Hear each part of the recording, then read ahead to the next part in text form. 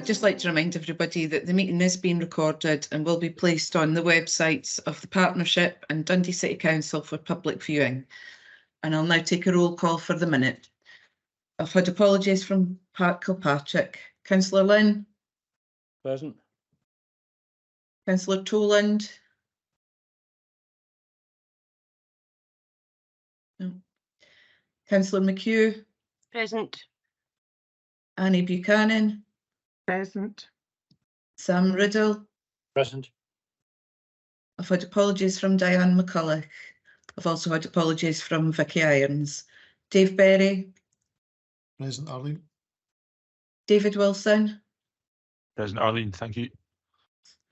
I've had apologies from Sarah Dickey. James Cotton? No. I've had apologies from Raymond Marshall. Jim McFarlane?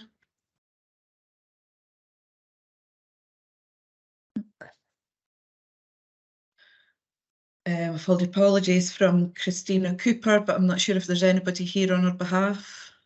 Hi, I'm Alice Kirkwood here on behalf of Christina. Thanks. I've had apologies from Liz Goss, Martin Sloan. Present. I've had apologies from Emma Fletcher. David Shaw. Present. And that concludes the roll call. Item 1 on the agenda is apologies which have been noted. Item 2, declaration of interest. Just Are there one any second, declarations? Siobhan has her hand up. Siobhan, would you like to come in? Yes, sorry, I was a bit late, but I just want to record that I'm here. Oh, yeah, okay. Yeah, sure. Thanks for that. No declarations, so I'll move on to item 3, which is the minutes of the meetings held on the 22nd of February and the 29th of March, and they're submitted for approval. I'll just leaf through this. Page 1, if anyone has any issues, please raise your hand. Page 2. Page 3. 4. 5. And finally page 6.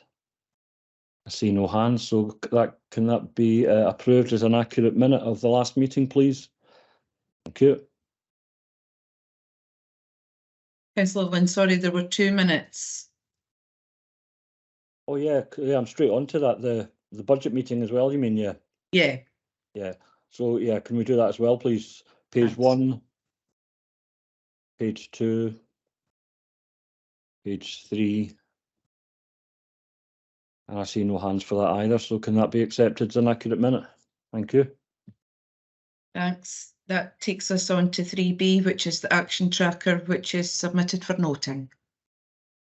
Yeah, the only thing that I have a question about on the action tracker is the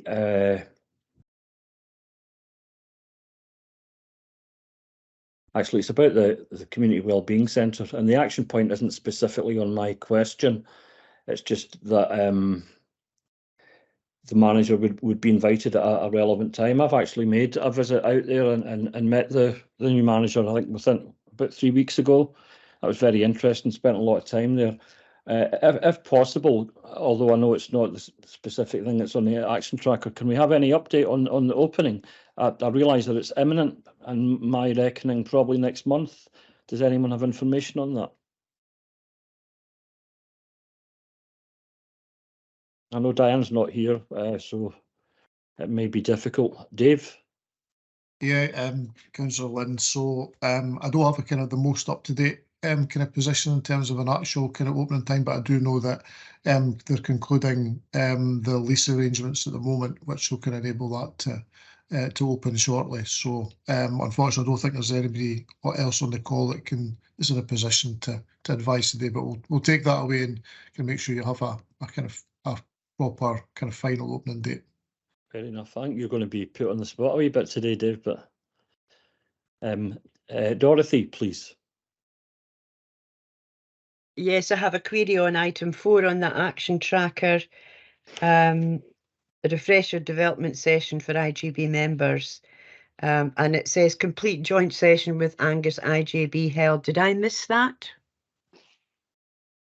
Or has it been erased from my memory for some reason?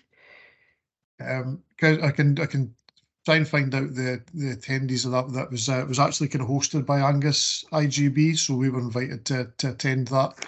It was Vivian Davidson from Angus who had kind of led that session. I don't know if that makes any difference to you in terms of Right, jogging your okay. memory, but I don't recall it either, Dave. Sorry. To be honest, Okay. No, I can't Me recall neither. that either. right, okay, we'll need to go back and check then, because there certainly was a session that was held on that. So it may be that there was not kind of, because I know there was members from Angus. I think it was members from Perth as well. So but I'll go back to Angus and ask if they've got any kind of note of that. Thank you. That'd be useful. Thank you. Martin, please. Thanks, Chair. Just to go back on the Community Wellbeing Centre, some information I can provide the board is that interviews for posts within the centre are still ongoing. I'm part of the interviewing panel, so we're just interviewing some more workers for the operation and one daytime manager or one junior manager, to say, for the post for the centre. And there was meant to be a meeting this afternoon discussing some bits and pieces, but I know that's been postponed, and there's some more development work going on in the background with the centre. And I'm anticipating an opening of next month, but with everything at the moment, it could be delayed by a month, but not. I don't expect it to be more than that. Okay, thanks for that, Martin. That's very helpful. Any other points on the action points? Bit clumsy, actually, we have phrased that, but you know what I mean. Any other comments? No. Okay, can we move on to the next item, please? Item 4, Strategic Commissioning Framework 2023 to 2033 consultation draft, and you're asked to agree the recommendations. You know what I really noticed about this report is how easy it is to read, and the actual framework itself. There's even a glossary, but I mean, I didn't struggle with any of this. Really easy to understand. It really highlights the massive challenges that we have for sure, but we need to know what these challenges are in detail before we can properly address them. Would someone like to speak to this? It'd be either Catherine or Dave, I imagine. Yeah, thanks, Ken. Yeah, so Dave. I'll just do a brief overview, just as chair of the Strategic Plan Advisory Group, and Catherine will come and talk about the sort of the what next in terms of the kind of consultation. So yeah, you're absolutely correct. I mean, I'm kind of pleased to hear that you found it kind of really easy to read, because that's exactly what we've been trying to kind of tailor this to look at as a kind of very much not a kind of very a kind of public facing document. We've kind of at the development session we had as kind of joint with the kind of one of the first budget development sessions, we did intimate that's what we're trying to do, and it would be very different from what the IJB's kind of seen before in terms of the plan. It's written for the public, it's not written for us as officers. So I'm pleased to kind of hear that's kind of come through. We've kind of given the IJB kind of regular updates in terms of the development of the plan throughout the kind of last year. Since we kind of probably last given you an update in February, work's continued around kind of pulling together the document, pulling through everything that we've gleaned from the consultation process to date, and also kind of started to kind of look at developing particular elements of the framework that we think are important. That's including the actual kind of delivery plan, in addition to the kind of 10-year sort of strategic kind of framework that we're developing within this. Excuse me. Where we are now, we've got what we're kind of looking at today is really kind of seeking approval for us to kind of take that consultation further in terms of our kind of legal responsibilities to kind of consult with the statutory partners in terms of the council and NHS board on the actual kind of plan itself. Now, you'll see from the plan, although it is it's very kind of easy to follow, it's still not the final kind of formatted version. So I know the key thing for us in terms of this consultation are the kind of the priorities, and kind of making sure that everybody's on the same page with the priorities. Again, priorities have been built up and kind of developed throughout the sort of consultation process, listen to what people have told us and reflecting them back into the priorities that we have for health and social care going forward. So in terms of that, so there will be kind of a lot of tidying up to do once it's kind of gone through that sort of kind of final process within there. I don't think, from any sort of feedback we've had, that there's anybody kind of disagreeing with the priorities that we're kind of setting out. I think that's and they are kind of they seem to be consistent with other areas in Scotland where we've kind of had discussions with about our plans. So there is a consistency around that, but it is obviously a very localised approach for Dundee, and that the localised approach will certainly be reflected in the delivery plan element and the kind of individual actions that kind of sit supporting the plan. Catherine, I don't know if you want to just kind of then take us through the next steps. Yeah.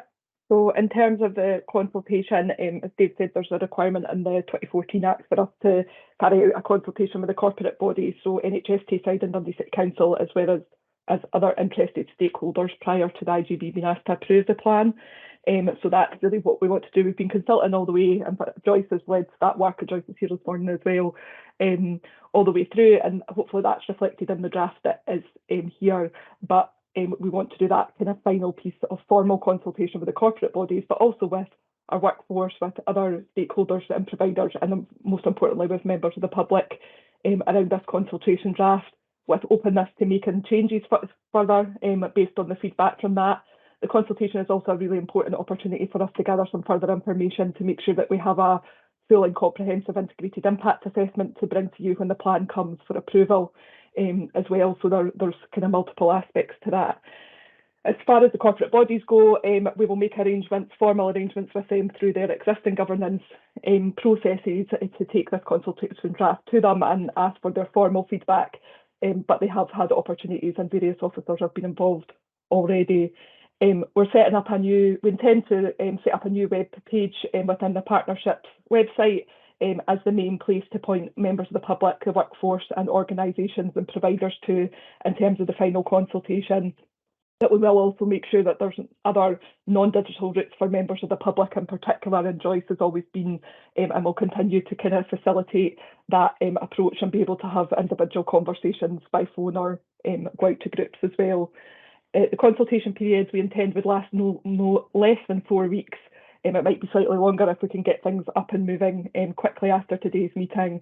And we will obviously be promoting that through social media, through existing networks, but also proactively contacting people who've already made contributions throughout the process to update them and say this is where we're at now. We hope this reflects what you've already said, but please let us know if there's further comments you want to make.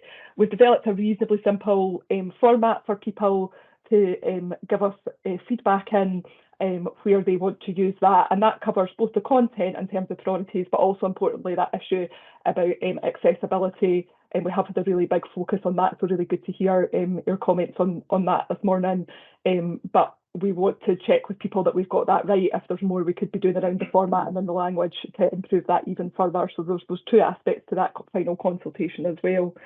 If we're able to proceed with that, depending on the decision of the IJB this morning, then in June, the June IJB meeting towards the end of the month, it would be our intention to bring you the final draft of the plan for approval, alongside an engagement report that sets out the engagement activity that Joyce has led, and what people have said to us through that. That would include everything through the whole process, including the final consultation. You'll have an integrated impact assessment, of which we have started, but again we'll strengthen through the final consultation, and also the delivery plan. So that would be the package that we intend to bring at the end of June, and then after that we'll move on to work on the remaining companion documents. So that would be our resource framework, our performance framework, and working alongside neighbourhood services on our housing contribution statement and there's some reference to that in the covering report. Happy to take any questions on that side of it. That's kind of what the process hopefully will look like from today, but happy to take any comments on how that final consultation should run, or anything you think we need to consider that we've not already kind of set out in the report as well, because we want that to be as open and have as much kind of response from people. That what we got both from the IJB and from members of the public and other groups was hugely helpful in terms of shaping what's in front of us. So this has very much been informed by what people have said, and we're keen that that would continue in this final stage. Okay, thanks for that. Annie, I'll bring you in. And then Dorothy. That's Catherine. The metrics are actually quite sobering. I mean, I haven't lived in my home city since 1996. I didn't realise that things were as difficult as they are. So that's the first point, and the only way is up. But I wondered, Catherine, in terms of how we promote this, I'm thinking, is there any mileage in doing a specific piece with the Courier that outlines the challenges and what we hope to do in terms of improving health and social outcomes for people as a result of this strategic plan? And perhaps we can use that again as a mechanism for inviting people and signposting them to where they can get involved in terms of the contribution. But I think that people who live and work in Dundee should know the extent of the challenges that face us. Yeah, I'm more than happy to pick that up with our comms colleagues in terms of how we might do that. They would be supporting us in terms of the kind of social media promotion and things like that. But if there's more we can do in terms of something targeted for local media, more than happy to speak with our colleagues about that and see what can be pursued. Annie, I'll take that away. Yeah, I think it's useful to get the message out as widely as possible, using all the means at our disposal. Dorothy's up next. Thank you. I have comments actually rather than questions. I would echo what you said earlier, Ken. Huge strides have been made in terms of making this document user-friendly. It was a joy to read. It was easy to read, and the man on the street will understand this much more easily. So well done to everybody that's been involved in putting this together. That's great work. I have a number of questions on the framework itself, but they're quite detailed, so I will email them. And should I direct these to you, Catherine? Yeah, that would be great if you could send them to me, and happy to, if it makes sense for us to get half an hour separately or something, Councillor McHugh, to go through things, then we'll be happy. Joyce will be able to support that as well. So okay, thank you. I mean, they're really concerned with placement and how the content is arranged more than anything else. But I'll email these. I have a slight concern about the consultation period just being 4 weeks.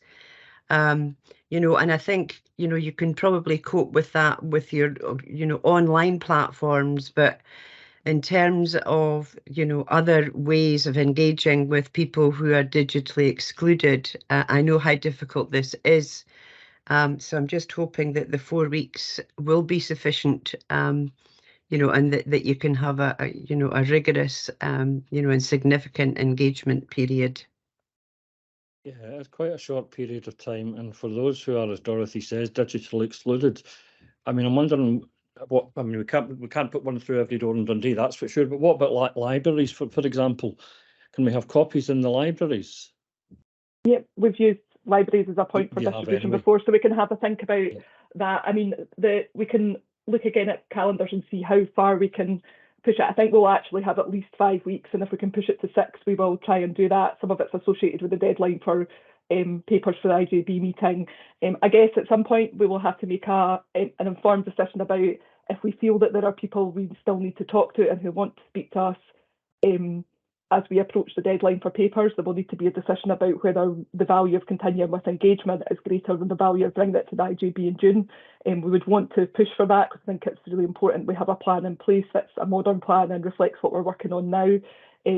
But we can continue obviously with Dave and the strategic planning group to consider that balance as well. But we'll do whatever we can to to have as long a timeline as we possibly can to do that. And Joyce has built up some really good contacts with people who haven't wanted to use that digital approach for lots and lots of different reasons.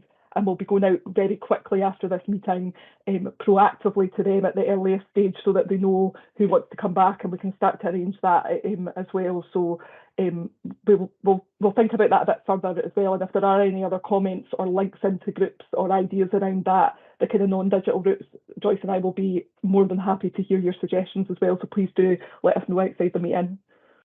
Yeah, sheltered housing complexes is another one, and other community facilities. Boomerang, for example, in Strawswell, which is used by hundreds of people weekly, who I think are predominantly older people.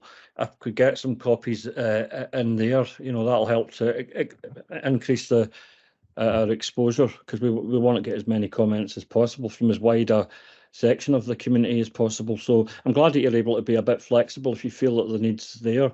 Next up is Sam Riddle.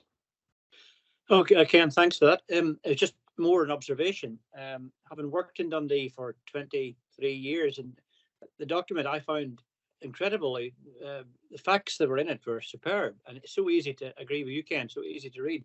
And I learned more about Dundee reading that document than I ever did when I was working in Dundee. So congratulations to the team for putting it together, because it is really easy to read. And what the highlighted in the perhaps how my brain works, but highlighted in boxes, those little snippets of information, just bring it home to people how big the problem is we're trying to address. Yeah.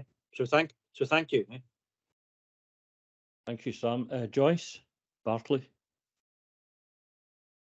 Thank you. It was just to say to you that I am currently working, I think it'll probably be a 5-page document that's information about the strategic plan. So it won't go into all those details in that sense, but there is going to be something that's a bit more condensed. And then once I do that, I'll probably do a key points one that's a page long. So it won't be a direct translation of everything that's in it. And for me, it's really good because it actually means that I get a clear handle on what seem to be the most important points, which means that I can then say to people, these are the critical bits, what are you thinking about them? So those processes, I thought it was a lovely suggestion of Annie's about the courier, but what we know is that there's a level of literacy involved in that kind of statement. We need a whole lot of people at that level, but we also need the folks who are at a different level from that. So I think Lewis is here with us this morning, but we'll want the quick and easy social media as well as the kind of word of mouth. And we did a great video with Arlene Mitchell. She'll probably hate me for promoting it again, but it's on the Dundee Health and Social Care Partnership website, explaining the learning disability plan. And actually, rather than all that printed stuff, people at certain levels have phones and they can click on videos. So I think there's a bit of an ambition that if we manage to do that, and my own thoughts are that this is the commissioning framework. So yes, there will be, you know, so some people will be able to look at it and say, let's present the information, or this is what this means. But actually, we'll still continue to develop those delivery plans annually. So long as people who can get a handle on the process are reading those stats, just as Sam said and Annie says, and saying, well, what do we need to be our headliners? Then I think it allows us that future dialogue. So we may not within that month get out to the Boomerang who we haven't already established a relationship with, but we can send the paper bits there, and the folks that are able to do the survey online might do it. I certainly would be happy to go and see some of them, but I think that will be part of our ongoing dialogue rather than something that we can do before we have the polished printed article that's the framework. Thank you. Yeah, thank you for that, Joyce. Is your hand up again, Anne, or was that? Yeah. It's just to say that, I mean, I think Joyce has made a really good point there. I think the real consultation and the engagement should be on the delivery, not the aspirations. And I think that's when we get into the kind of real nitty-gritty, and we can talk to people in communities about how can we deliver on all these aspirations. So I think Joyce is right. We need to consult. We've got legal requirement, but I think we're all in agreement this is the right direction. It's how do we engage when we're actually doing it. Yeah, that's a good point. Yep, absolutely. I see no further hands. It seems that we're pretty much in agreement with the recommendations from 2.0 down to 2.5, concluding with instructing the Chief Officer to submit the final draft to us on the 21st of June, following the consultation, final consultation with Dundee City Council NHS Tayside. So is that agreed? Thank you. Item 5, Equality Mainstreaming and Equality Outcomes Progress Report 2021 to 2023 and Equality Outcomes 2023 to 2027. You're asked to agree the recommendations. Yep. Is someone going to speak to this? Catherine, you're smiling. Does that mean you're going to? Yeah. Yeah, sorry, Eileen, I gave you the most complicated title to read out for a report, probably, of the year. Yeah, after saying that the last report was so simple, the title of this one's a bit challenging, isn't it? Absolutely, because we try to simplify and have only one document covering a number of things, which hopefully you'll have picked up from the report, but it doesn't make Eileen's job easy. Under the public sector equality duty requirements that are placed on the IJB, by the end of April, the IJB must publish a mainstreaming update and an update on the implementation of its current equality outcomes, and it must also publish new equality outcomes for the next 4-year period. So as I just said, we've tried to produce a single report covering those 3 aspects to keep everything streamlined in one place and together, and we're asking the IJB to approve that today so that we can meet that deadline and update our equality information.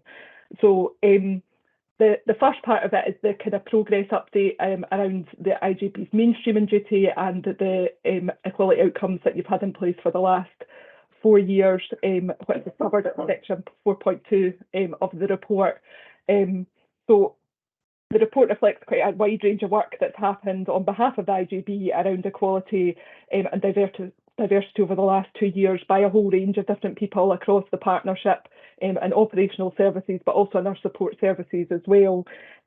Maybe a couple of the biggest areas of change we pick out have been around kind of learning and workforce development. I think it's quite evident from the information in the report that there's been, particularly following the pandemic and remobilisation, a much wider and more accessible offer to the workforce around equality and diversity and fairness matters, and quite a lot of evidence of really good and proactive engagement from staff, and a real sense that staff have a clear interest in these areas. Things like staff equality networks have really taken off and had good contributions and champions roles and things like that are reflected. And I think also more recently, you'll all be familiar that we've been working hard on our arrangements for recording and publishing impact assessments. And although health and equality has always been core to people's thinking and decision making, I think the work that we've more recently done around transparency of how we record and make decisions based on equality and fairness matters and publish that information on our website has been really an important step forward, and we've been really heartened to see how much the IJB themselves have taken that seriously and taken it on board, and there's been some good conversations and steps forward in that in recent months. So there's much more, obviously, in the report and the appendix, and Joyce and I will be happy if there's specific questions about other developments. So section 4.3 moves on to the equality outcomes and the resetting of the IJB's equality outcomes, and there are 4 proposed outcomes contained within that section for the IJB for the next 4 years. In terms of the obvious question as to why those 4, I think the report gives some detail about that, but in summary, we've listened to the engagement feedback that we've had, both from people with protected characteristics themselves, but also from groups and providers of services who represent their interests. We've looked at data and information from our strategic needs assessment, but also from some supplementary sources, and a summary of some of that is included at the end of the mainstreaming report. We've listened closely to the guidance that we've had from the Equality and Human Rights Commission, which has been very clear that the IJB's equality outcomes must focus on the statutory functions of the IJB. So those are the planning and engagement, and commissioning functions, not service delivery, which is done through the Health and Social Care Partnership and sits in a different, those legal responsibilities sit with the Council and NHSP side. So you'll see that the proposed equality outcomes really do focus on the functions of the IJB and probably look a little bit different from the equality outcomes that we've had in the past, which have been more about that operational focus. So that's a bit of a change, but that's why that happened. I think it's been really important. And we've also reflected, as we've been developing the mainstreaming report, on where progress has been made, but perhaps where we know that there's some outstanding areas or progress hasn't been as quick over the last few years. So within the actual mainstreaming and outcomes document, there is more of an in-depth rationale for each of those individual 4 proposed equality outcomes, but they're there in summary in the covering report as well. I just want to finish by saying thanks very much to Joyce, because Joyce really has led on the production of this report. Lots of people have contributed to it from our internally from operational services, but also from our partner providers and the third and independent sector. But Joyce has really worked hard to pull that together with Lisa from our strategy data and intelligence side of things in terms of some of the information and strategic needs assessment to make sure that we've got to this stage and been able to present this today. So just want to acknowledge their kind of contribution.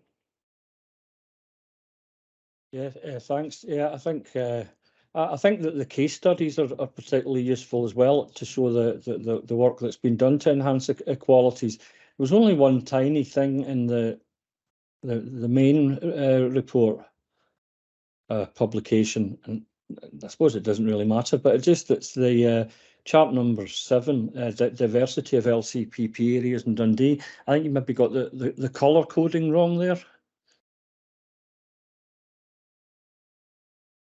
We'll have a look and check that off Yes. paper with Councillor Lynn.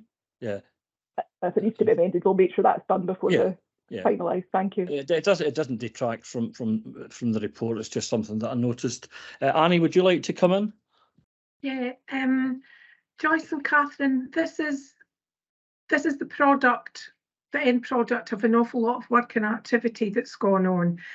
What do we do with it now? I mean, I know it's a kind of statutory obligation, but it seems to me a waste that we've got so much good news in here. Stuff, yeah, that we still have to, but is there a kind of comms plan to get some of this out into the public domain instead of it just being us navel gazing? Because there's a lot of good stuff going on.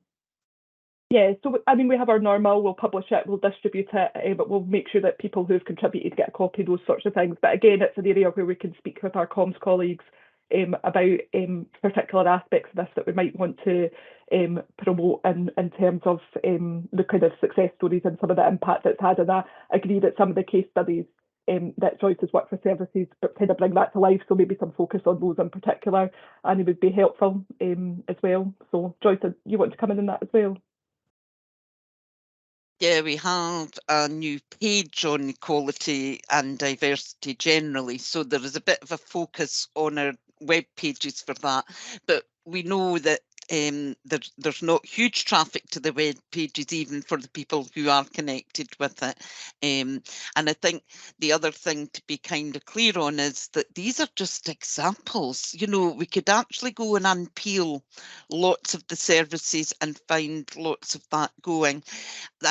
Our colleagues who are delivering services, one of their difficulties is taking the time, 1, to blow their own trumpet, and 2, just to take the time away from what they're doing.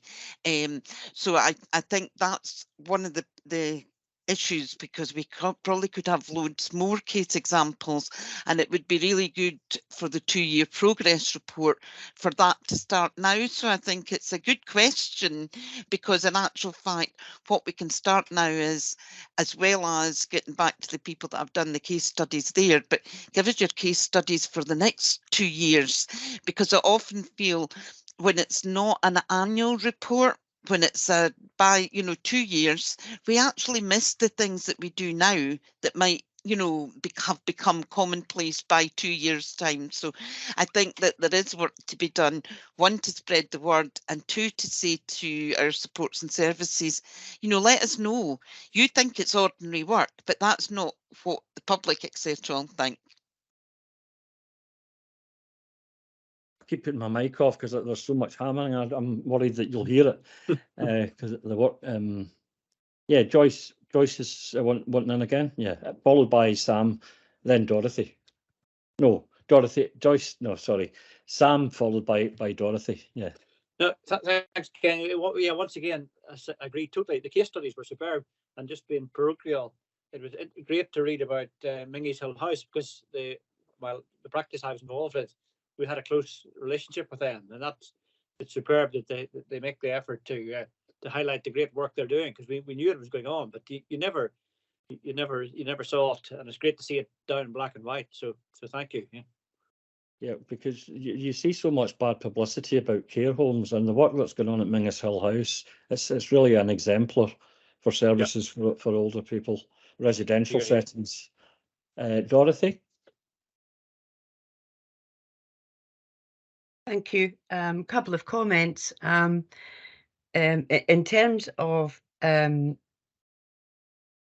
protected characteristics, I've always felt it's a shame that poverty is not included as a protected characteristic, because it has an overriding detrimental impact, doesn't it, affecting all kinds of people, all different groups of people. But there we are, it's not. But I know it's reflected. The poverty is reflected within the general terms of the report, and we're all very much aware of its impact. I was interested to see equality outcome number 3, speaking about IJB membership and diversity. I don't know how you'll go about improving that, but it's good to have it listed there, as something that's going to be addressed. Good luck with that. But I think it's a great thing to have, as one of your intended outcomes. I see no other hands. So, Siobhan, yeah. Right, just a quick question. I'm trying to find it. On page 136, the issue of gender reassignment. I mean, I know that there is quite a lot of local work via the trans community and through the Scottish Government being done on that. So when are we likely to get some information about that? In terms of the, sorry, I'm looking at that. You're saying there is no national data set about gender reassignment and the people who access health and social care, etc. So there's obviously, I mean, for the trans community, there is an issue there in terms of, care and health and so forth. I was just wondering when we're likely to get some kind of information about how we manage that. I can check with my colleagues in the kind of data intelligence side of things to see if they have any up-to-date information from their national networks around that. So that's clearly in terms of some of the nationally set structures for recording of information that reflects locally in terms of the data that's available to us. I can see if there's any timescales around when work may be done. My assumption would be that might be aligned to the ongoing progress of the gender reform recognition bill as well, so that it may be that the government will not make changes until the position is clarified in relation to that. But we can ask for clarification.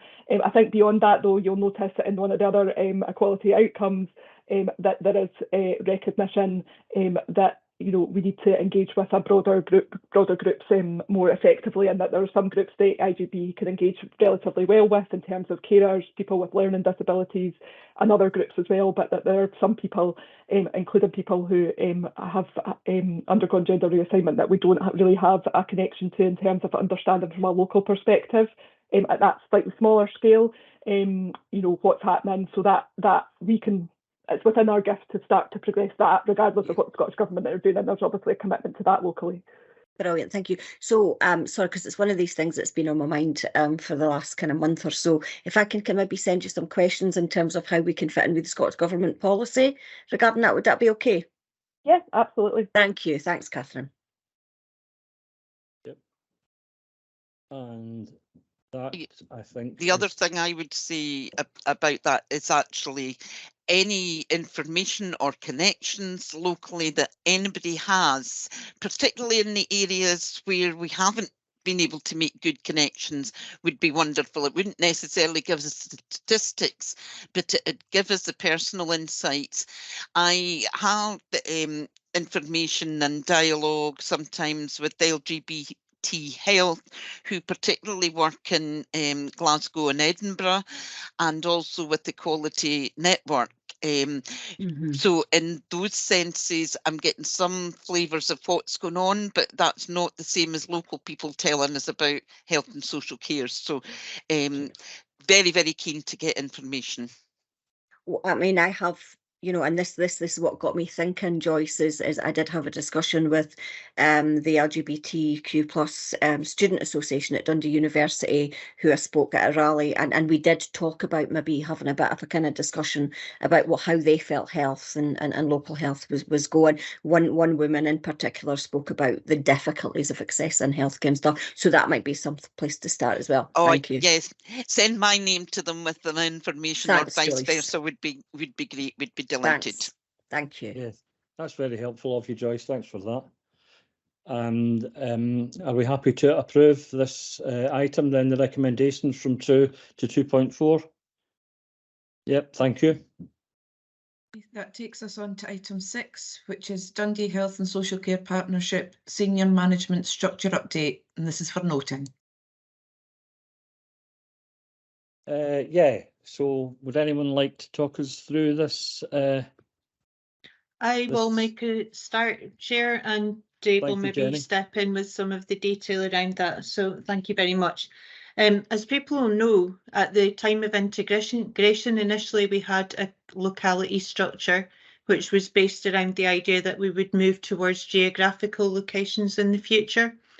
And I suppose as time's progressed, and particularly through the pandemic, it's become evident that there needs to be robust management arrangements. We're dealing with additional demand, new pathways of care, that kind of thing. So this is really just using the opportunity of the turnover of staff we've had over the past few years to embed a new management structure that's really the one that's been in place through the pandemic, but it's been in place on a temporary basis.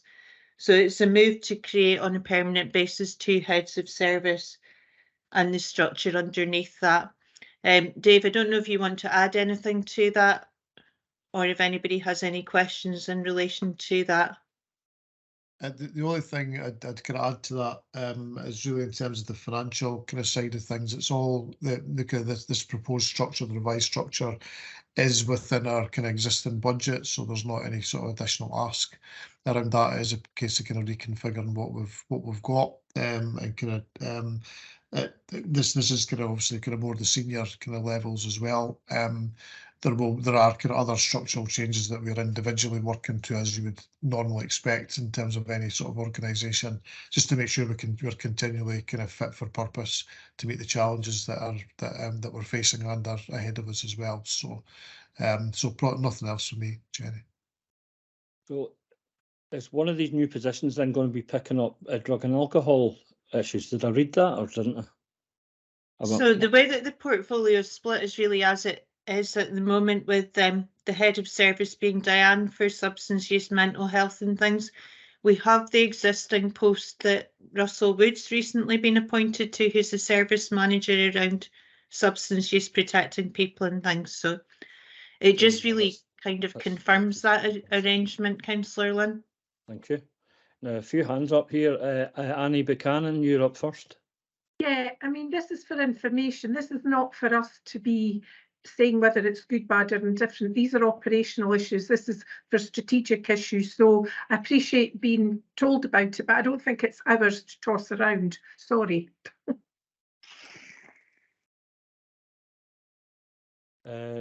Dorothy, are you going to adhere to that, or are you going to?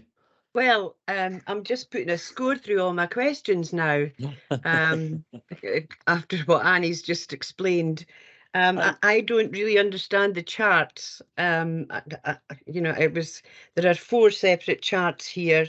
You know, what I would like to see the bigger picture. I'd like to see, I mean, none of these charts show lines of responsibility or reporting, or, well, I don't think they do. You know, I look at it and say, oh, we've created 4 new senior management posts at service manager level. Are these internal promotions? Are these the temporary posts that have been, you know, I'm not clear what I'm looking at here. And what I would like to see, if I'm allowed to ask this, is the structure, you know, from the top down, and how it works and what comes beneath this. And maybe that's huge. Maybe that's absolutely massive. It just seems to me there are an awful lot of tiers of management here. Maybe that's necessary. Maybe I shouldn't even be asking this question, but it just looks to me like which is my point about why we're discussing it here. It's really not appropriate for us as a strategic IJB to be talking about operational issues, Dorothy. And I think for me, as a councillor, you will have much more of a forensic, you'll want to know things that perhaps the rest of us won't, which is absolutely fine. But I still don't think this is something that we should be devoting lots of time to at a strategic level. I'm sorry, I'm just going to be humpy about this. No, that's okay, Annie, that's fine. But can I direct some questions somewhere through email or whatever to get the additional information? I always need to know everything about everything. I'm sorry, it's just the way I am. So if I could email Jenny or someone else with some of my comments and concerns and questions, would that be acceptable? Absolutely happy to do that. Thank you. I think I'm going to probably have to disagree with Annie on this one. I mean, sometimes we have to ask questions about operational matters because that gives us information about how our service is performing. It doesn't mean that we should be directing staff. You know, as long as we're not directing staff, do this, do that, because we said so, fair enough. And I do think it's useful to know that there's a new management structure with some new people in post. So I think I would agree, Ken. I think it's good to know, but I think the risk is when you bring something to a varied group like us and say it's for noting, invariably we want to get in about the weeds. So I think it's just, my point is that sometimes we're given things that encourage us to get into the weeds where probably it's not really necessary. But I will shut up now because I've made my point. Dorothy, I wasn't being rude. I hope you don't think I was, because I didn't mean to come across as being rude to you. No, absolutely not. It's just sometimes you don't know what you don't know. Do you know what I mean? Maybe confirm some of the process questions around that rather than necessarily the detail. So it sets out a structure that we want to get to, but there's a range of processes that need to be adhered to in terms of HR and things to get there, including to get the right job descriptions for posts, consider whether organisational change comes into play and things like that. So there isn't a straightforward answer. Some of it will be recruited to, some of it organisational change might apply to have people matched and things, but there's due process to be gone through. It really just sets out the outline. And you're right, Dorothy, it sets out a management structure. It doesn't really then explain all the portfolios and kind of services that sit underneath that. But happy to look at that with you and explain some of that. Thank you. I mean, it's coming out of our budget at the end of the day, so we should be entitled to ask questions. That's at the discretion of the chair, and I permitted those questions, so. Last but not least, I wonder what Martin's going to have to say about this. Well, I could say a lot, but what I'm going to say is very, very brief. I was looking through the structure, and one thing I noted was missing was any mention of carers, and I just want to make sure that there is someone responsible for carers within the structure.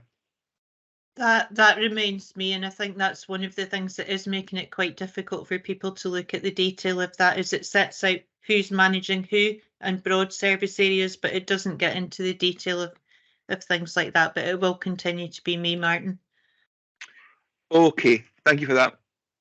So, thanks for those contributions. That was for noting. So, I don't suppose, no, it's too early. No one needs a break yet. It's only 50 minutes in, isn't it?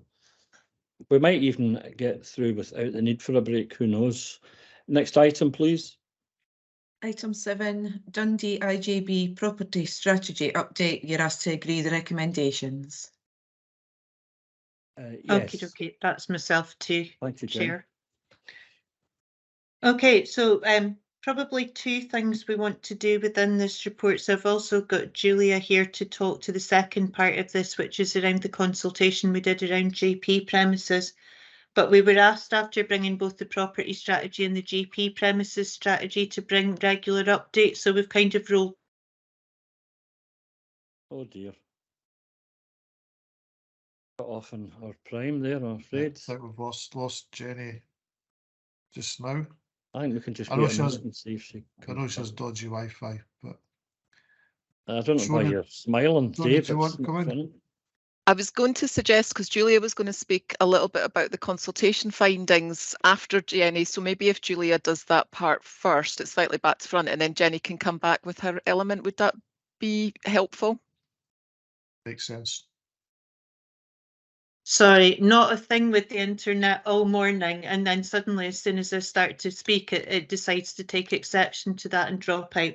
So I think just to give you a bit of an update, the reshaping non-acute care progress continues towards initial agreement, and I think that Sarah had brought an update to the IJB recently around that.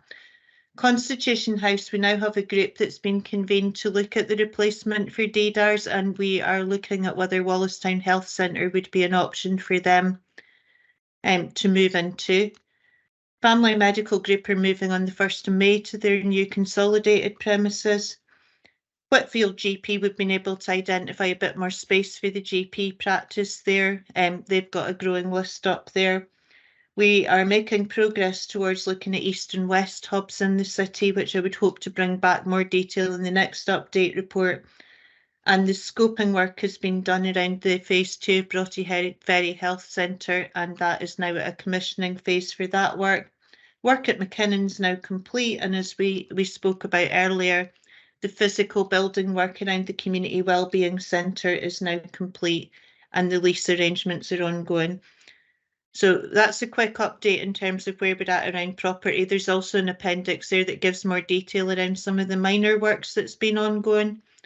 And I will hand over to Julia to give you an update about what some of the consultation has been telling us around the GP premises, if that's okay. Yep, great. Thank you. Good morning, everyone. So I'll start with just a quick recap. So back in October, we brought the GP premises strategy and it was approved at IJB. And there were 4 main criteria in there for GP premises going forwards. They should be community focused. They should be of good quality and fit for purpose. There should be supporting mechanisms to enable sustainability. And there should be geographical coverage across the city for equity and equality. And the IJB asked us to test this criteria with the citizens of Dundee to ensure that the ambitions that we've set out are the right ones for Dundee. So we gathered views during December and January. We connected with 24 citizen groups. We set up an online survey. We had posters, we had information leaflets that were put up in about 40 community areas. We had 473 responses, which is about 0.25% of the Dundee population, but small, but it is enough to give us some ideas. And most of the responses were online, although we did have 50 responses that came through on paper copies, which picks up the point made earlier by Councillor McHugh about the digitally excluded group. So those respondents, the majority were largely female, but we did have a good spread of responses across the age ranges. So I'm not going to go through all the findings because you have the report, but just a few wee highlights that sort of link back to that originating document. So it showed that the closer the practice is to the patient's home, the more likely they are to walk. So no surprises there, but useful in terms of the premises strategy because it aligns with the 20-minute neighbourhoods and the city's ambition for reducing carbon footprints. And then conversely, at the focus groups, we heard that some people like to stay with the same practice and they do that across several generations. So that translates into a willingness to travel across the city if a patient has a preferred practice. You'll know that practices are moving to a much more multidisciplinary team, and some of those are still in the early stages of being established, but there is, I think, a need coming through those responses that patients need to be much more aware about what services are available and how they access them. We asked respondents about video consultations, and again, the findings align with what we found from the Health Improvement Scotland Citizens panel, that people are very willing to have video consultations where clinically appropriate. So this, of course, has a bearing on the building requirements.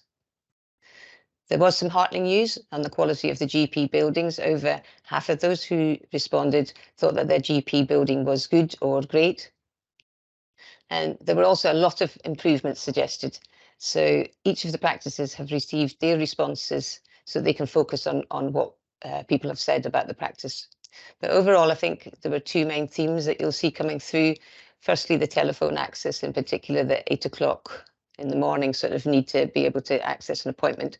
And secondly, privacy at reception. There were two big themes that came through. So just like to finish now about, the what's next now that we've done that.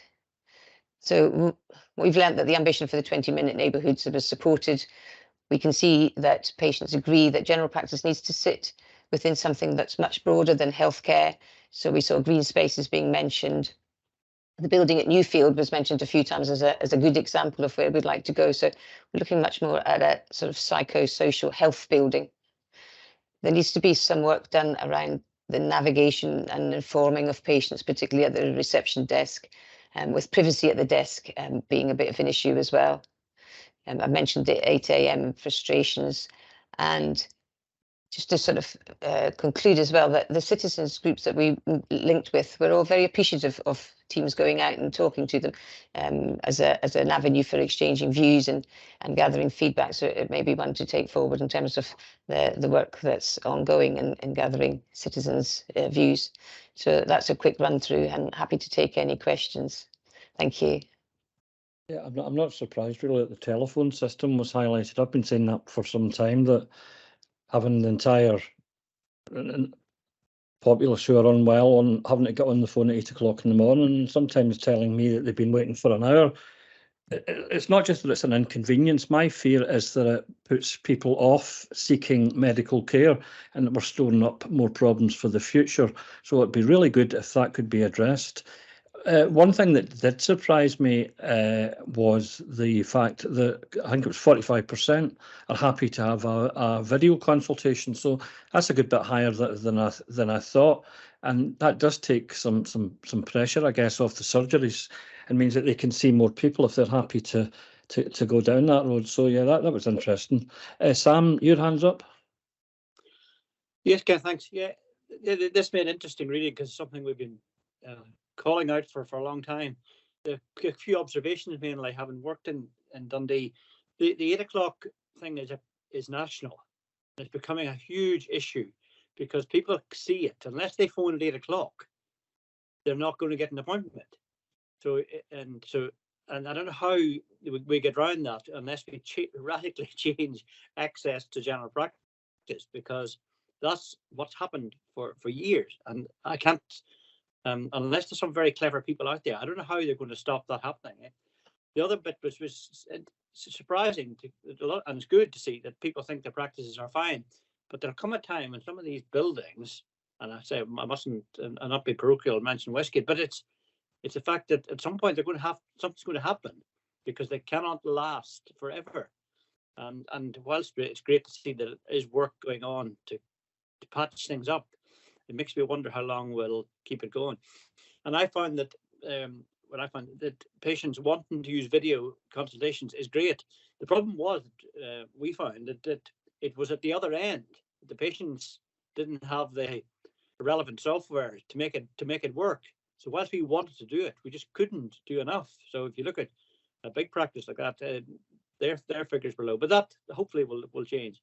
But yeah, but good to see, and I look forward to seeing what comes out of the more feedback. The other, just an observation. I wonder, in the feedback, did you hear from any patients that had patient participation groups or involvement groups? Did they actually speak to them? Because I know Westgate had a very active group, and they would have been very keen to have been involved in speaking to it. So I'm not sure whether that happened, but thanks. Would anyone like to answer that point by Sam there about patient groups, etc.? Yes, I can answer that, Councillor Lynn. Thank you. Thank you. I didn't link in with patient groups within the practice. I went with established groups, and when I went out, it was December and January time. So it wasn't a great time for linking in with some of the groups that I might have done because they weren't meeting. Okay. Okay. Right, now who have we got next? There Next was up. also, you know, a lot of surveys and information sent to GPs practices and an invite for people to come back in, so that it wasn't that people in GPs practices didn't have a chance to know that they could have had an opportunity. Okay, thank you. Next up is Annie Buchanan, please. Hi, thank you for that. Julia, when people mentioned things like green spaces, did folk talk about co-location of other services, social services, and, you know, Martin's point about accessing carers and things? So that's the first point. The second point is that although I live in Fife, our GP practice has a daily system. So you can phone, you don't have to phone at 8 o'clock, you can phone anytime. They have an urgent triage system that you fill in a form either in person down at the surgery, or they'll email it to you. And that way the GPs decide if somebody needs to be seen that day or the next day. And again, we have got a really good extended skill mix in our practice. There's pharmacists, there's physios, there's nurse practitioners. So it's not always a doctor that you see, but you will be triaged on the basis of your urgency. So I just wanted to throw that in, but thank you. Actually, so in terms of the space and the use of the space, there's quite a lot of comments coming through about being able to link in. So youngsters being able to meet carer groups, mums and babies, just to facilitate in a space where people could get together. And then there was other stuff, like the example I had was, you know, where there's secondhand clothes rails and bits and pieces where people can do some sort of exchange of clothes and toys and facilitating that within the space. So much more a community sort of feel to it all. And I take on board that there's other ways of doing access, and there's, yeah, that probably need to be explored by Dundee. Thank you. Yeah, I noticed David Shaw's hand is up. Can I bring you in at this point, David? Thanks very much. Some very interesting comments, and I think an excellent piece of work. And I guess just to go through some of the things that have been said so far. I think that with regard to the premises aspect, we came to the IJB with a premises paper that suggested that community-orientated practices with a wider set of services wrapped around them, we thought was a good model going forward. And the public have told us that they agree. And that's really, really encouraging. When you think you've maybe got a good idea and the public reflect that back to you, that's always nice. And certainly the talks about having wider sets of services wrapped around about practices, having practices in the heart of the community, having a wider involvement in other groups that are taking place, it's all very much in keeping with what we're trying to deliver. So from a premises perspective, I find this a very heartening document. I do note that this is a broad brush document, and it states within it that we need to drill down to get down to the specific issues we've got with premises, because as Sam said, Westgate was a modern building when he started working there, and it isn't now. I don't think it's going for listed status, but certainly it might be listing in places. When I started off in Wallerstown Health Centre in the Blue Wing, as it was, I think there had been 5 practices in there. Again, it was built in the mid-70s as a state-of-the-art thing. And now it certainly isn't that. And there are premises across Dundee where there are really significant problems. And again, our premises strategy aims to try and capture that and to capture the public's view on that. So I think there's a bit more nuance that we're hoping to get back to you to say, this is where we think the problems are. So I think expect more from us with regard to that. And then there's the 8 o'clock in the morning thing. Now, that ties in a little bit to premises. It also ties in a little bit to some of the specific nature of the Dundee population, some of the responses that practices have to the pressures that they're under. So it's quite a complicated thing to get into. But we do have 23 different practices that have 23 different access systems. I think it's becoming increasingly apparent that what we require is a mixed model that allows a stream of urgent on the day work to occur. If you need a doctor that day and it's medically necessary, there needs to be a route to achieve that. But also something that gives people a certainty that they can get an appointment. So a mixed model that allows pre-booking together with something that allows more immediate access where that's necessary is the thing we'd like to achieve. The difficulty is actually achieving it. And there are a variety of different tools that practices have. There are a variety of different programs that practices can access that support interrogating your access and working out how to improve that.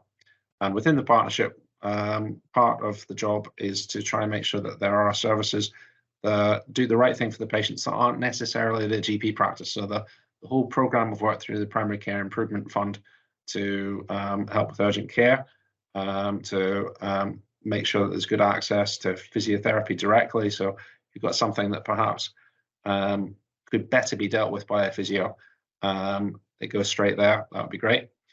And again, part of our challenge with regard to premises is trying to make sure that those offerings are close to where patients are.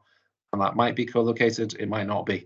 It is sometimes good to have services embedded in practices, and sometimes people have to travel. And again, the cheering thing from this report is that people do recognise that we can't necessarily replicate in 23 places a full set of services, and they are content for some things to travel for them.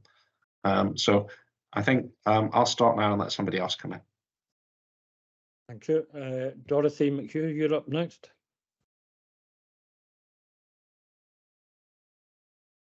Thank you. This is a good report with a lot of useful, very useful information, despite the fact that there was a low response rate. And it's good to see that every practice there's response, return from every practice. And I suppose the numbers responding probably corresponds to areas of deprivation across the city. This is just the way things are. I'd like to thank Julia and Joyce for coming out to speak to Dundee Pensioners Forum, engage with older people as heavy users of GP services. So that was very useful, Julia. Thank you very much for doing that. And this is definitely the way to go. Thank you. Thank you, Dorothy. David Wilson. Yeah, thanks, Ken. I was just going to highlight from my own perspective as a working GP in the city. I guess one of the things I took out of it was the 46.5% of the public who don't know which health professionals and support are available, and I think patient awareness is a big part of that we could do some work on. Going back to kind of Sam and David's point about the access side of things, I think that is a very difficult one, and as David touched on, there's going to be 23 different ways of places doing things, and they need to make that work for them as individual practices. There are some practices that are doing some of the programs that David touched on, like the Healthcare Improvement Scotland work, which we're doing at Lockheed, Hill Bank are doing, Princess Street are doing at the moment, and that's all being shared amongst the cluster work that we're doing amongst the GPs. So all that information is being shared between practices. Some practices are looking at pre-bookable appointments. Some places are looking at the way they deal with prescriptions to improve things. So that quality improvement work is going on and is being shared within clusters actively at the moment. So hopefully a bit of reassurance for you. Yeah, thanks for that. Martin's hand was up. I don't know if he's gone offline actually, because I can't see him anymore. Are you there, Martin? I'm here. No, the question I was going to ask was being answered. So, okay, thanks very much.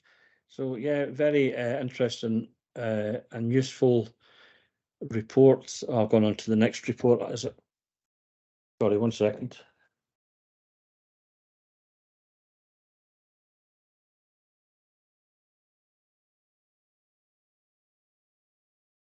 Sorry, I'm just getting the item up again.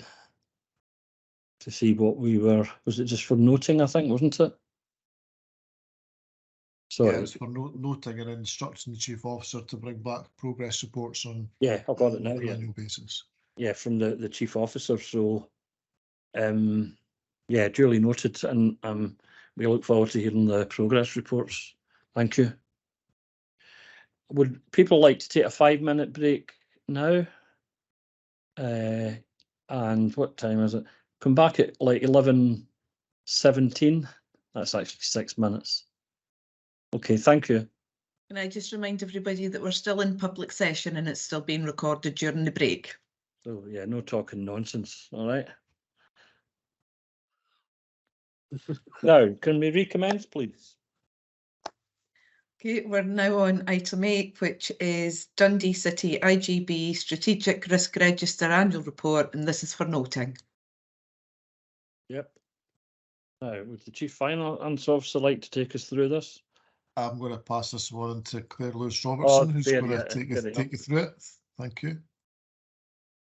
So this is the annual risk register report. So it's mainly talking about progress that we've made in kind of our risk development as an organisation, and changes in the risks and any new risks. So in terms of our kind of risk development as an organisation, oh no, sorry, I'll talk about the changes in risk first, sorry. I'm just gone one screen, so I can't really see what I'm doing so well. So the finance risk around restrictions on public sector funding has increased. The viability of external providers risk has also increased over the past year, partly due to the kind of cost of living crisis. We've also had 3 new strategic risks which have been created or escalated from operational risk registers, and these are the National Care Service, lack of capital investment in community facilities, and the cost of living crisis. So we'll go into some detail around there. We've also archived 3 risks which are around stakeholders, staff perception of integration, and uncertainty around future service delivery models, and we felt that those would be encapsulated in around the development of the National Care Service. In terms of our future risk management work, we have held a risk management development session. We held one because of the change in the membership of the IJB members, and we've also going to take the new strategic plan and link that on Pentana with our strategic risk register, and then we would be doing the kind of the development session with the IJB members around Pentana and the new plan and how it links. And we've also been undertaking work in terms of escalating operational risks and mapping out of our kind of capturing the risks across operational teams and making sure that the strategic risk register is kind of well cited by those management teams as well. So we're doing that mapping work at the moment. And that's it. If anybody has any questions or Dave wants to add anything. No, the only thing I'll add to that is, I mean, the risk register is presented to each performance and audit committee. So this is us kind of bringing back to IJB on an annual basis. So those of you that are on the performance and audit committee will kind of probably recognise a lot of the information that's in there throughout the year. So, but no, Claire's covered everything. Thank you. Yeah, Claire, you mentioned the National Care Service there, which is number 3, and it's red risk. I wonder.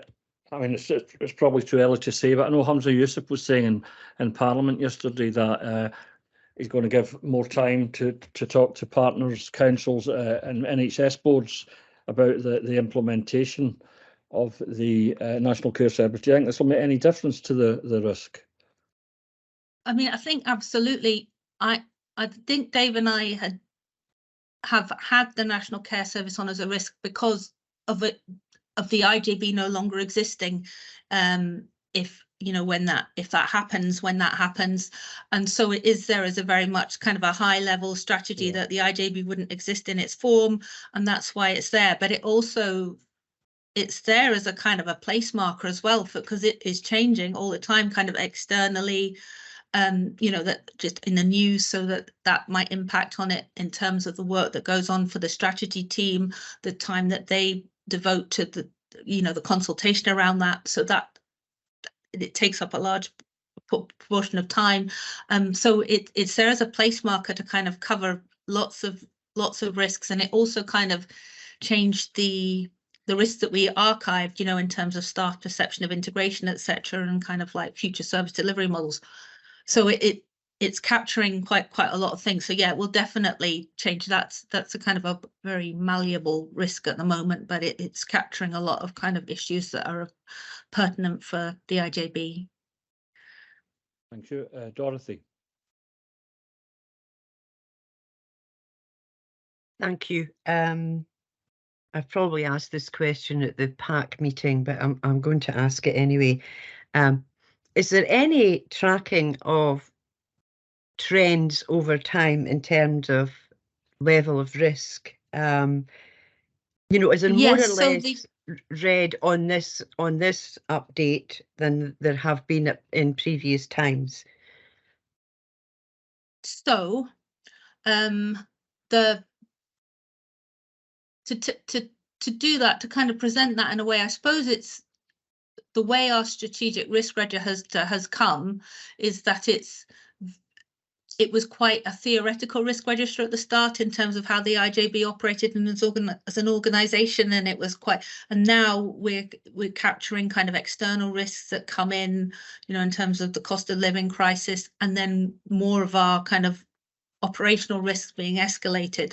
So it's quite a young risk register, but yeah, in terms of tracking them over time, yes, you can look at them, the individual risks, and see where they were on the Pentana system, and it's every time you update it or if the risk changes, our risk score changes, then we can look and see how that done. So the risk of the extract that I've given you on the appendix, it shows movements over the year, so where it was at the start of the year and how it's if it's gone up.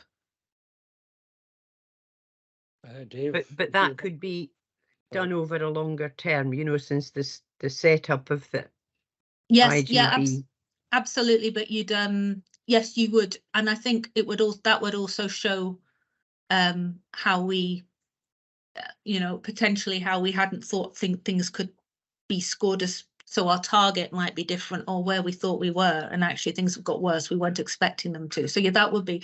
I could do that. I'd need to think about how to do that and how to. It would make sense.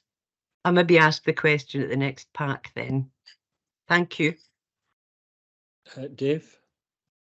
Yeah, just in response to that, and Claire's covered the majority of it anyway. But I think once we get the access to Pentana kind of sorted out for members, so you'll be able to kind of look at it kind of live, then we'd be able, as Claire says, you'll be able to kind of look back at where things were and where they've how it's kind of progressed over the months and years even as well. So I mean what the report does, I mean, it's got the arrows in terms of what if it's going up or kind of it's the same or it's going down.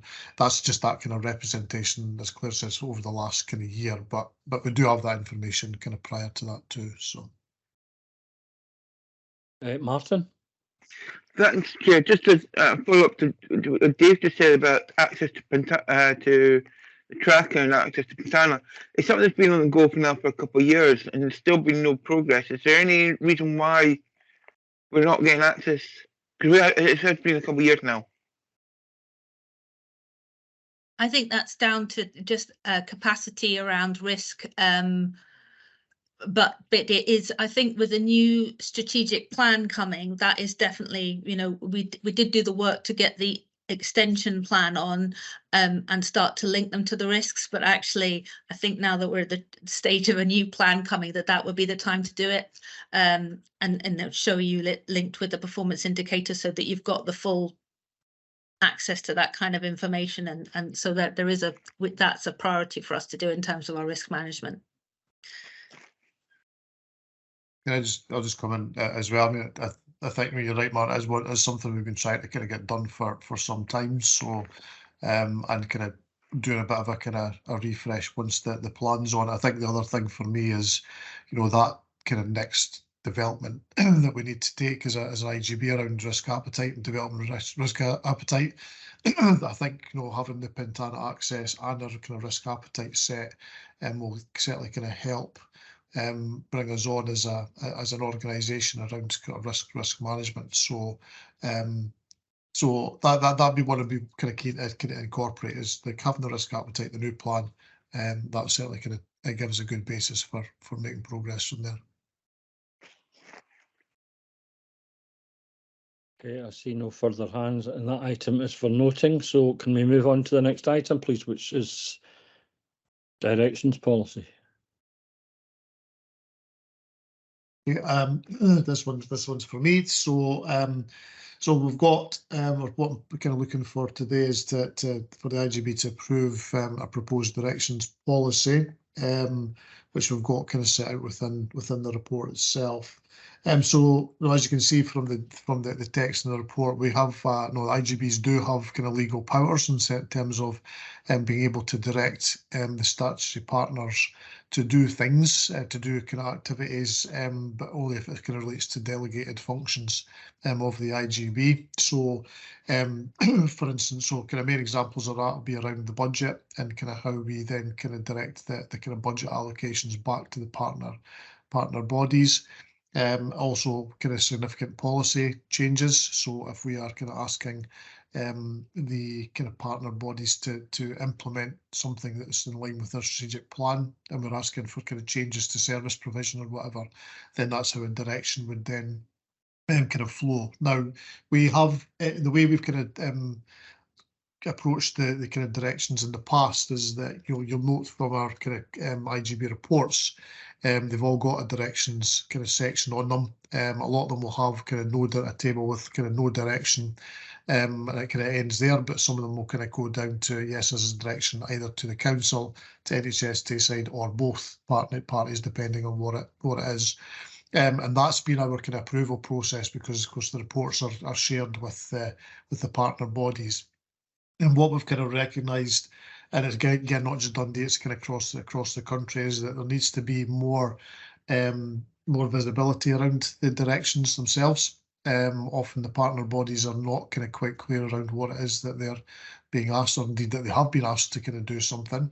Now it's not been that's more an issue in terms of governance terms rather than actually things happening, because of course officers speak to each other, and we kind of, and given that the officers within the Health and Social Care Partnership are kind of employed either by the council or NHS board, then things are actually kind of happening. But from a governance perspective, the sort of squaring everything off, that doesn't always kind of quite happen as smoothly as we want to. So, so there was kind of further guidance around directions kind of issued by the Scottish Government kind of way back in 2020.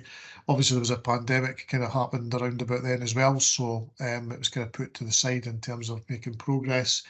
And then because the three IJBs in Tayside and the partner bodies were working on the integration scheme, again we've kind of kept that until the integration schemes were completed.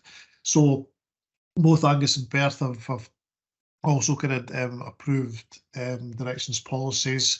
They're all very similar to each other. They're not exactly the same, but kind of very similar in terms of their approaches. And what we're looking for the IJB today is to kind of approve the Dundee directions policy, which will, I say, enhance our governance arrangements going forward. So happy to take any questions. Yes, thanks, Dave. All sounds very straightforward. Annie, followed by Dorothy, please. Dave, thank you. I wish I'd known this 2 years ago when I joined. It's made clear to me because I have been struggling to understand what it means. Is this going to go to the NHS board and to Dundee City Council now? Yes, so that one, if we approve this today, that'll then be shared with both the kind of statutory partners to take through their own governance routes.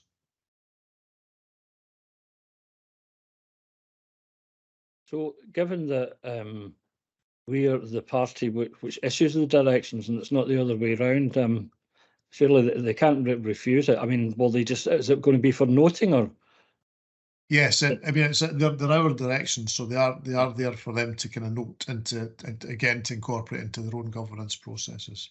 Thank you. And Dorothy?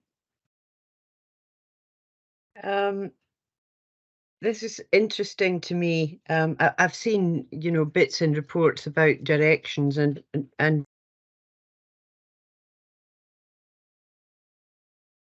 Dorothy, you've put yourself on mute. sorry, can you hear me now? Yes. Yeah. This has been quite helpful in explaining the whole concept of directions.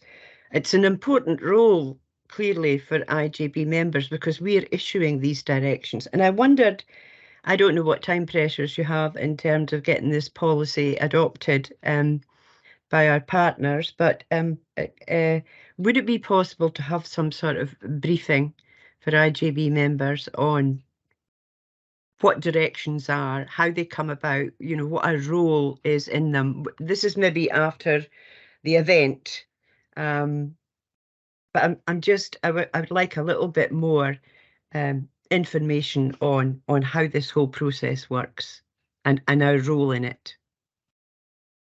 Yeah, so what we can do on that, Dorothy, is probably kind of worth rolling it up with some other sort of kind of issues as well in terms of, you know, so going back to the earlier conversation about on the action tracker about the integration schemes, it's maybe worth kind of while just doing a bit of a sort of a clear up of all these issues around IJB members' responsibilities, because I think, you know, there's probably not enough in this to have like devote a whole session to it, but it might be worthwhile kind of incorporating it into a kind of wider one, if that would suit you. Yes, thank you. That would be useful. Thank you. Okay, we'll get that planned and arranged. So thanks. Pen, can I just mention, please, there was going to be a session, Roger was going to run a session about meetings and choracy and substitutes and things. That didn't happen. So could that be wrapped up with that, Dave, a sort of governance session? Yeah, no, that's a really good suggestion, Annie, because I know that we kind of struggled. I think it was lack of attendance to that one, wasn't it? Was the issue. So yeah, that's, excuse me, still on the horizon. We just haven't kind of got back to it, but that makes sense to pull that together. Thanks for that. Yeah, it does. I had some dates blocked out in my diary for that, but I think all these dates have passed now. So yeah, if as you say, it could all be wrapped up at this one briefing session, that would be good. So I think, sorry, I need to get back to the start now to see if it was just for yes, this is for approval. We're happy to approve this. No dissenting voices. No, thank you. That takes us on to item 10, which is Audit Scotland Annual Audit Plan 2022-23. You're asked to agree the recommendations. Okay, I'll do a kind of brief introduction and then I'll pass on to Richard and Mary from Audit Scotland. This is an annual kind of report that kind of goes to the IJB. That's to kind of set out our kind of external audit kind of plan for the year. Now it's obviously it's looking back at 22-23. It's not kind of looking forward at this point, because it is tied in with the annual report and accounts. And the kind of the process that we've started in terms of the finance team, in terms of pulling together the kind of the draft accounts. So what this will do, and I'll let kind of Richard and Mary kind of talk in a bit more detail of it. It kind of just sets out what our external audit partners will be kind of reviewing and looking at, giving yourselves as a board the assurances around the governance arrangements and of course the financial integrity of the financial statements as well. So and you know the timescales of that are all kind of set out within the report as well. So I'll pass on to Richard and Mary, and they can maybe take you through a bit more of the kind of points they want to raise. Thanks very much, Dave. Yeah, so our 22-23 annual audit plans included at pages 225 to 224 of your paper, 244 of your papers today. And as Dave explains, this gives an overview of the external audit work plan for the 22-23 financial year. So that's the year that's just been concluded.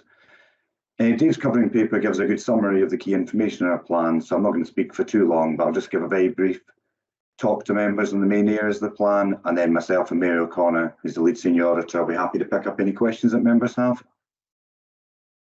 So the first section of our plan on pages 231 to 235 of your papers, this covers our approach to financial statements audit, and this details the work that are required to undertake to support our opinions on the 22-23 annual accounts.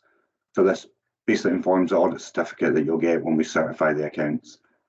You'll see Exhibit 1 on page 232 sets out the materiality levels that we've set for the 22-23 audit, and this also explains the basis of these figures. It's probably worth explaining that when we talk about materiality levels, these are the figures that we assess any errors against. So if we identify any errors during the audit, we look at these materiality levels to determine whether the value of errors indicate that the financial statements may not provide a true and fair view of the body's financial affairs. So I think sometimes when members see these figures, they look quite large, but you've got to remember in terms of the overall expenditure of the IJB, that's a fairly low tolerance, 1%. And effectively, these are the levels of tolerance we've got for misstatements in annual accounts. I should say that in general, we don't find a lot of errors in the IJB accounts, so we generally don't have to actually look at the materiality levels in terms of financial errors, but it's worth us communicating them to you so you know what they are. Moving on to Exhibit 2, and this details any risks of material misstatement we've identified for the 22-23 audit. And these are the areas where there's an increased likelihood or opportunity for the financial statements to be materially misstated. As shown in Exhibit 2, we've only actually identified 2 such risks for the 22-23 audit, and these are actually common risks that will apply to all IJBs this year. So the first of these relates to the opportunity for management to override existing controls to manipulate their financial position, reporting the accounts. This is actually a standard risk that the ISAs requires to address for every single audit, so it's not in any way a comment on the management of IJBs or particularly Dundee City IJB. So ISA 240 requires us to design audit procedures to make sure we've got assurance that there hasn't been any attempt to manipulate financial position. And you'll see that the final column of Exhibit 2 explains what those audit procedures are, and that obviously informs our audit opinion that the accounts are true and fair. Kind of similar but slightly different, the second point that we've identified and included audit procedures for is a risk of material misstatement in relation to accounting treatment for the COVID-19 reserve balance clawback from IJBs by the Scottish Government.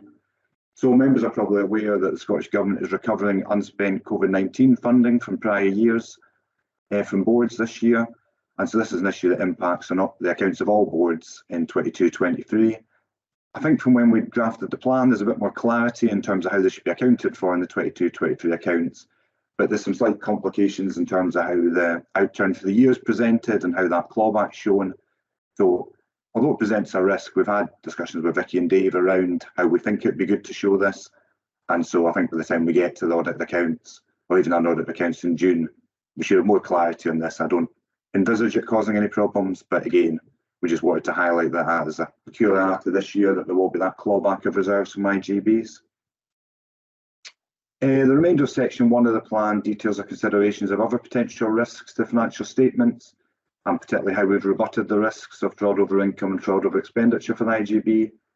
And it also just sets out briefly the work required to undertake to inform our audit opinions on management commentary, annual governance statements and annual remuneration report.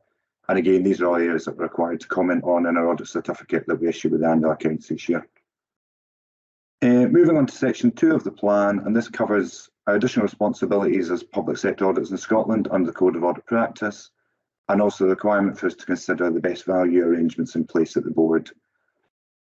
However, as detailed at paragraph 31 on page 236 of your papers, we've not actually identified any specific local wider audit risks for the 22-23 audit at the IJB, over and above the areas we would always consider as part of their wider code responsibilities, which cover areas such as the financial management of the board, financial sustainability, the governance arrangements, as Dave mentioned, and also, as I just mentioned there, the arrangements in place to secure best value in the operation of IJB.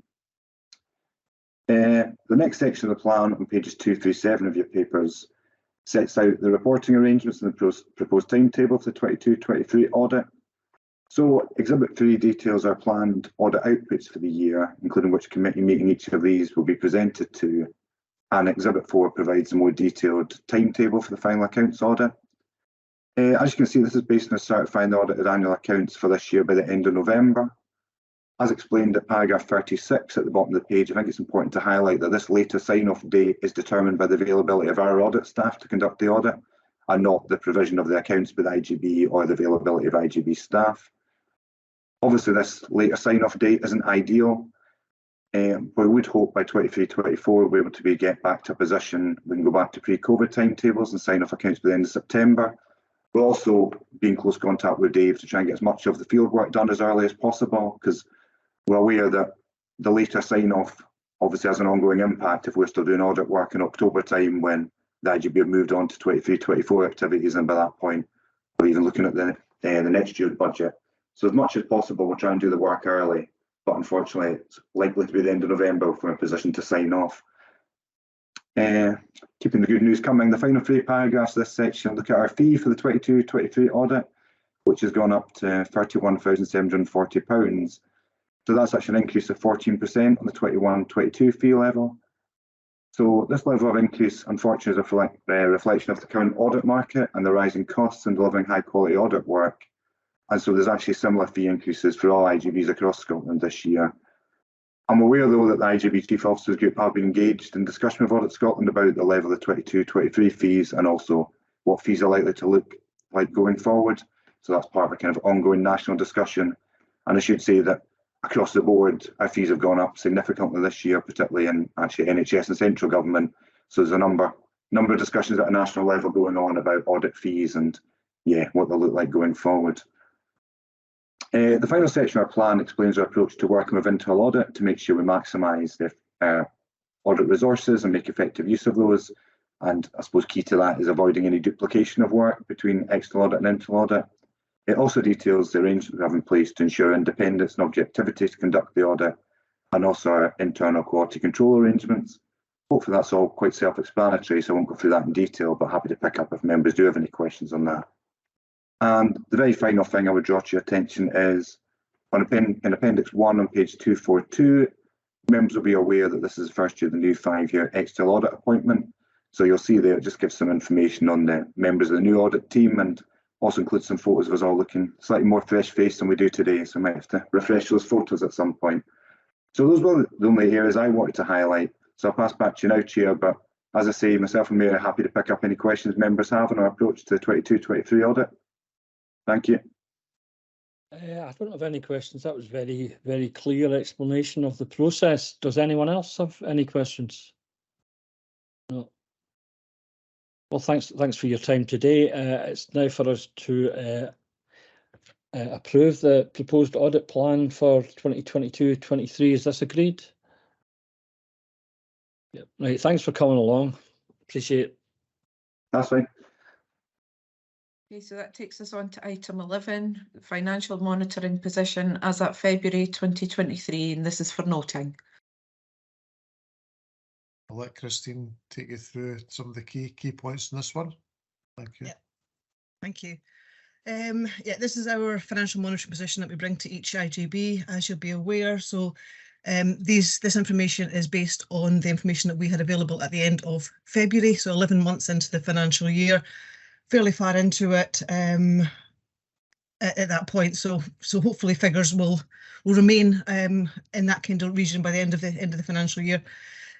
Excuse me. At the end of February, we are projecting an increased underspend now of just over £5 million for the financial year.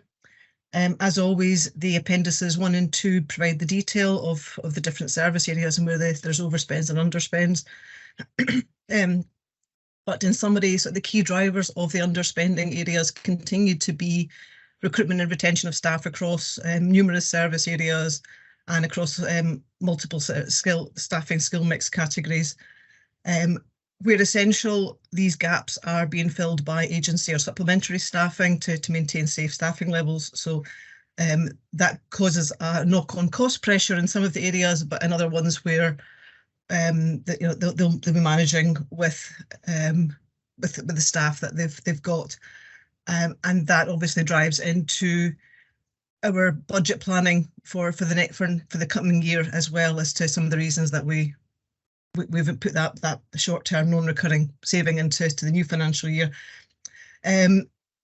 The overspends are also being driven in places by lower income levels on some services during 22-23, as activity levels continued to be suppressed for parts of the year due to sort of the post-pandemic and then the return to to original levels or new ways of working. So there's a few knock-on impacts of different parts of the sort of underspends and overspends in the different areas.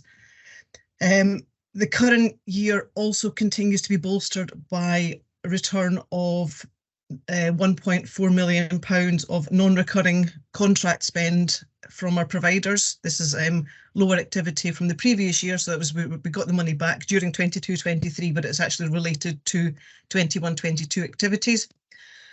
So that is a non-recurring underspend in the current financial year, or the 22-23 financial year, that we cannot continue to rely on going forward.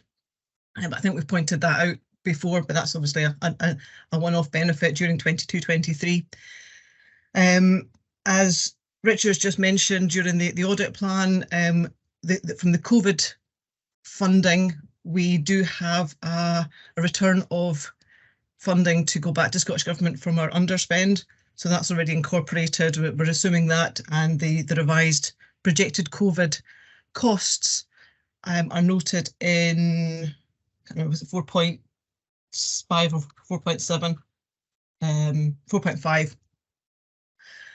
There is a slight increase on the projected COVID spend from our previous reports, but we continue to rely on the fact that the Scottish Government have clearly indicated that there'll be a balancing or reconciliation at the end of the year, and all COVID spend will be fully funded.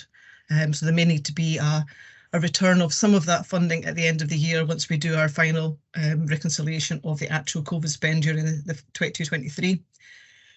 In 4.6, there's an updated table on reserves. The final column has given a suggested or an anticipated closing reserves position for the current financial year.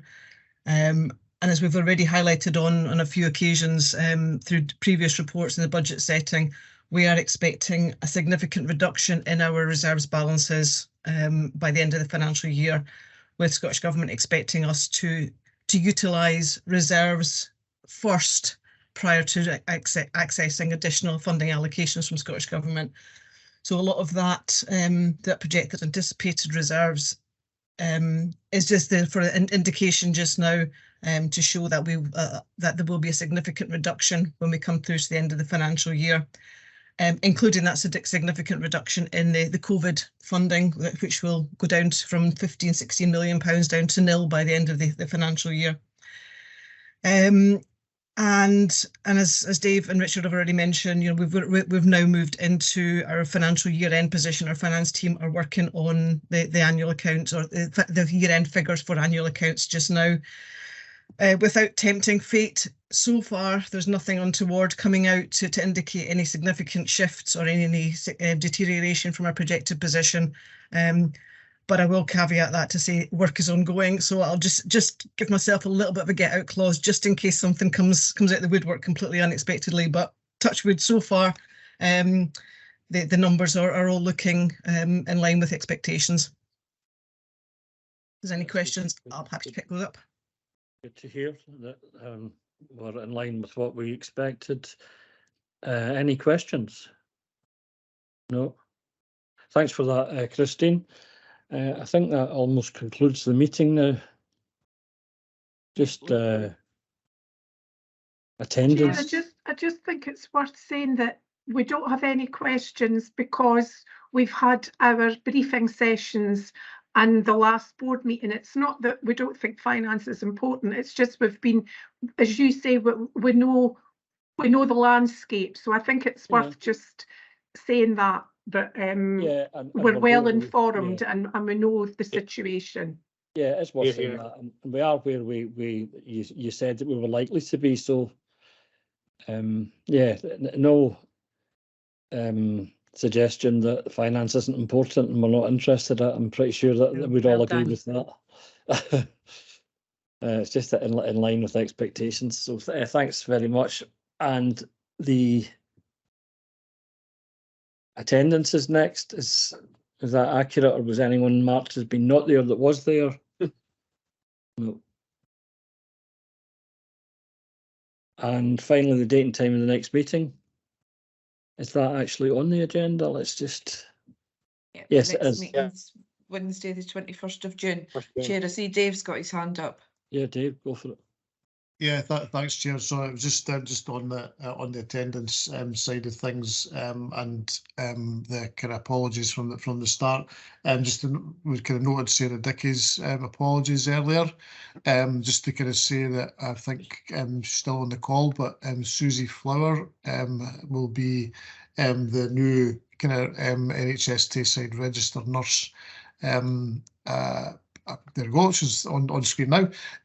So I think Susie, you'll be on kind of more formally from the next kind of IJB meeting. I don't know if all the sort of formal arrangements were kind of put through in time for this meeting, but Susie will be in place of Sarah going forward. So welcome, Susie. Yeah, welcome. Yeah. Thank you, Dave, and thank you very much for allowing me to observe today. It's been really interesting. Thank you. Look forward to the next one. Yeah, we look forward to seeing you in your more formal position next time around. So thanks everyone for your attendance today, and bye for now. Well chaired. Thanks all.